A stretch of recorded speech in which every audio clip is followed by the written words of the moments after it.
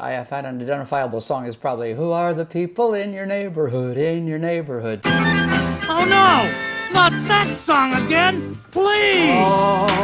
Oh, who are the people in your neighborhood? I'm Bob McGrath, and I'm one of the 4 original cast members on Sesame Street as Bob. Hi there, what are you doing? I'm making sure the wheels on this wagon were put on right. We wouldn't want anyone to get hurt. Gee, that's very nice of you.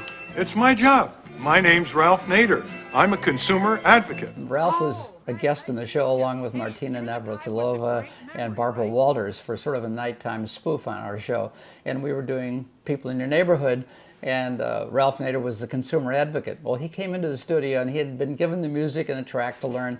He hadn't looked at it for 3 seconds. So I had to sit in my dressing room with Ralph Nader for maybe 35, 45 minutes, teaching him the consumer advocate's a person in your neighborhood. And I thought, this has to be one of the sillier things I'm going to do in my life. A consumer advocate's a person in your neighborhood, in your neighborhood, in your neighborhood. Favorite story, got to tell you this one, of all letters that we ever got. This came to the show. This is many, many years ago.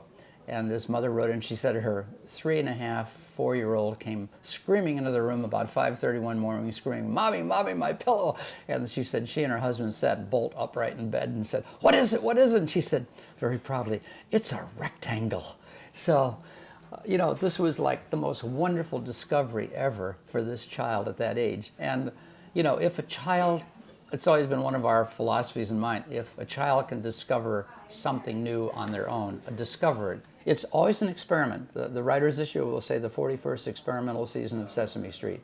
And that's true for us, it's true for them. And they do change cast members, not frequently, but we have a new Nitya, who's a new a girl, she's Indian